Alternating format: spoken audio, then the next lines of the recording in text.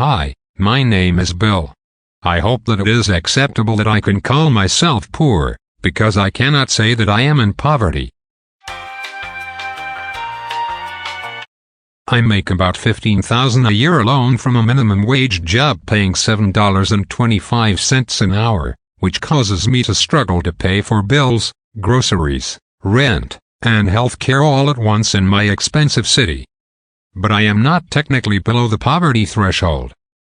I would need to make $12,000 a year to be in poverty.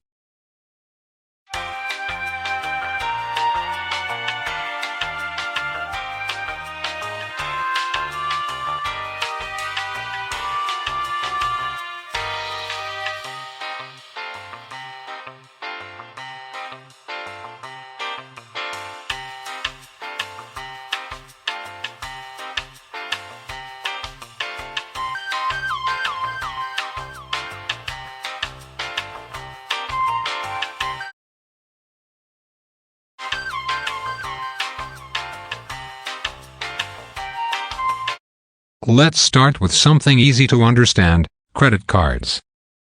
Credit cards are harder to use if you're poor. In today's world, everything needs a credit card, or more importantly, a credit score. Your house, car, and insurance need to check your credit card before they can set a price and rent you a loan. The reason for this is because the better your credit score is, the less expensive loans usually are for you and the more likely you are to get approved for them. People in poverty have difficulty paying their bills on time and more, which as a result brings down their credit score. As a result, it becomes harder for poorer people to use credit cards to get the things that they need.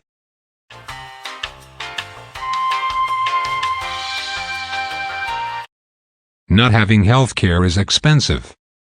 I don't pay for healthcare because I cannot afford it right now. Now I worry for what I'd do if something were to happen to me, since I'll have to pay out of pocket for any costs. In the long run, all my dentist appointments, medications, and emergencies would be extra costly. If something really were to happen, I'd probably lose my job and everything I have. I probably couldn't even pay for an ambulance if I needed one. Maybe I'll just Uber.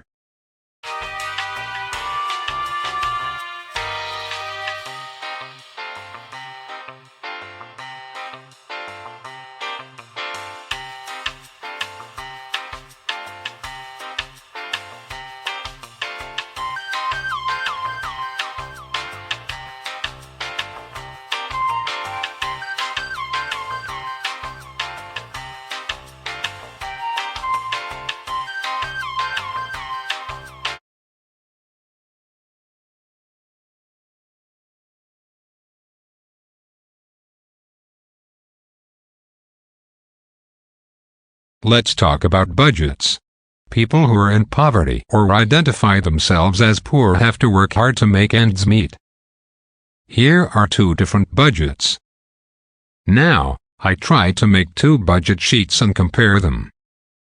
This family makes over $400,000 a year and has room for renovations, vacations, and more while being able to afford all their necessities and the highest quality plans. If you see here, their mortgage is a little more than average, and they own a home. They can buy a lot of groceries every month, and even put savings towards their kids' college fund. This other family makes $40,000 a year, which is the upper-class family's monthly income. They live in a smaller apartment, and have little room to spend money on things outside of what they need to survive. This makes every dollar they have count much more towards their well-being. Groceries, savings, and college funds are strictly limited with little leftover money. The family making $40,000 at least has money left over and can still participate in leisure activities like their son's birthday party on a budget. But their party won't compare to Aiden's party, as his rich parents can get him anything his heart desires.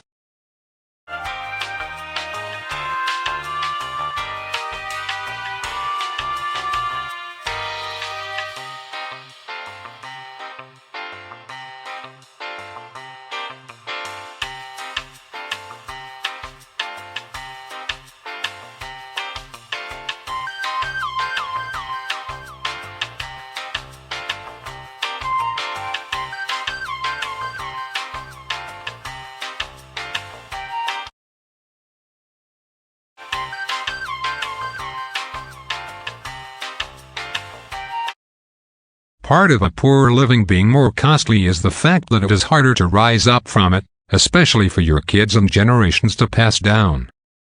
Generational poverty is an issue. Because I am working so hard, I would not have time to see friends or family, or kids if I had any. Though I doubt I could afford one. For kids who are in poverty, it is harder for parents to send them to higher-level schools or spend as much time with them, which causes a range of economic, social, and academic issues in their future that hurts their chances of leaving poverty. Higher and middle-class families do not struggle with this as much, of course, because their finances and towns give them many opportunities to give their kid that step up they need to become successful in life.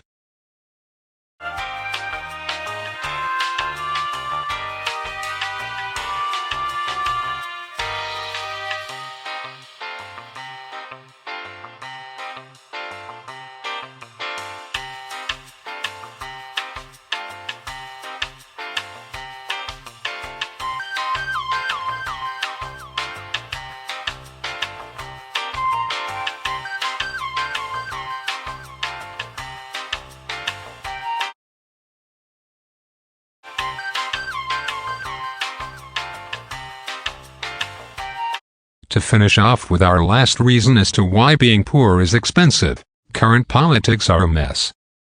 Right now, Americans are dealing with extra costly issues like the 3-year-long COVID pandemic, which has costed jobs, lives, and industries.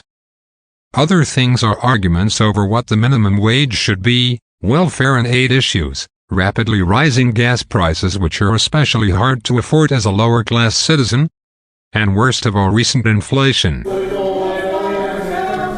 That's a great asset. More inflation. What a stupid son of a... All Americans are shaken up by recent politics, but the lower class does not have space for all of these disruptions coming one after another. Many have lost their jobs, health, and money to the gas pumps due to recent affairs. Who knows what will be next? However, on the topic of political news, it's time to finally talk about my call to action.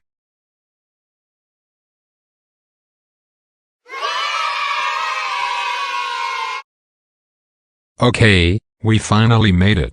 It's time for a call to action.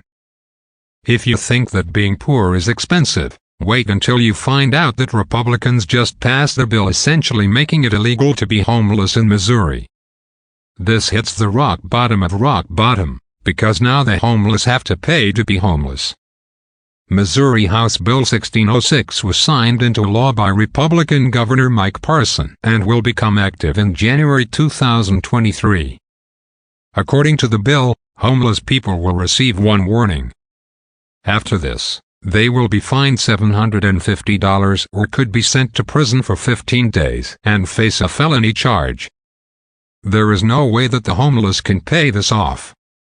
There has been an uptick in the homeless population in Missouri recently, and the co-signers of this bill believe that they will somehow cause the homeless to find a better solution to their lives. This law is an outrage. The homeless population is rising in a year of inflation, and if they are sleeping on the streets, then they will not magically obtain a means to sleep somewhere else. Instead, this bill is a punishment for the homeless, as after they will have no way to avoid breaking the law, they will further be charged $750 which they cannot pay whatsoever, and then be sent to prison as a felon. Let's not forget that Missouri does not give voting rights to felons. The bill will make all homeless people become felons after they cannot pay off their fines and keep reoffending. After this, they will not have voting rights, and can no longer have a say in government policies that could help them.